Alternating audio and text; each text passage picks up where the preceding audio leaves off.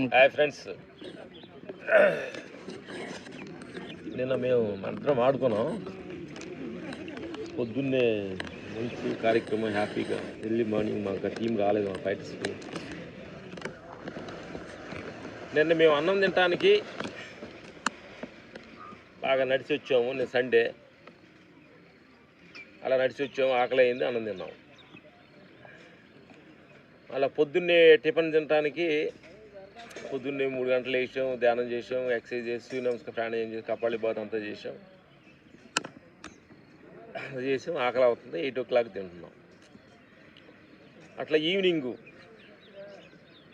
మళ్ళీ వాకింగ్ చేసాం, ఏదో ఫుడ్స్ తింటున్నాం. అలా ఎక్సర్సైజ్ బాగా పని చేస్తున్నాం, ఈవినింగ్ బాగా అలసిపోతున్నాం, పడుకుంటున్నాం. అలాగే నా మిత్రులారా, నీకు బాగా ఆకలి అవ్వాలంటే దానికి ఫస్ట్ వార్మప్ ఉండాలి. అన్నం తినడానికి నువ్వు బాడీ ప్రిపేర్నెస్ చేసుకోవాలి. అలా బాగా నీకు నిద్ర పట్టాలంటే పొగులంతా నీకు తెలిసిన పని ఏదో, వాకింగో ఏదో నీకు తెలిసిన పని ఏదో కరెక్ట్గా కష్టపడి చేయాలి. ఆ వార్మపింగ్ వల్లనే నిద్ర పడుతుంది. అట్లా నా మిత్రులారా, ప్రతి విషయానికి, చిన్న విషయానికే నీకు ఆకలిగా అన్నం తినాలంటే దానికి ముందు జస్ట్ కొంచెం బాడీ కొంచెం నడిచి వార్మప్ అయినప్పుడే ఆకలి అవుతుంది. కొనుక్కోవాలంటే దానికి ఒక వార్మపింగ్ ఉంది, తినాలంటే వార్మపింగ్ ఉంది. అట్లే ప్రతిదీ విషయానికి కూడా మనం సడన్గా అన్నం తినాలి అనుకుంటే ఎట్లా అవుతుంది. దానికి కొంచెం ప్రిపేర్నెస్, నువ్వు తినాలంటే కొంచెం ప్రిపేర్నెస్గా కొంచెం వార్మపింగ్ చేసి నడిచి చేస్తే అప్పుడు ఆకలి అవుద్ది.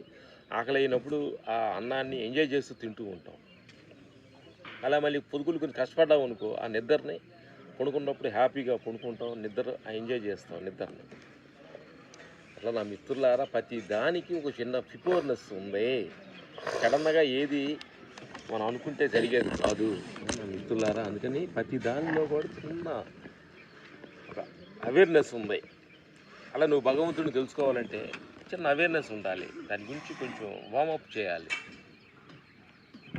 నువ్వు ధ్యానం చేయాలంటే ధ్యానంలో కొంచెం వార్మప్ చేయాలి. అసలు ఏంటి ప్రకృతి ఏంటి, దేహం ఏంటి, మనసు ఏంటి, డిఫరెంట్.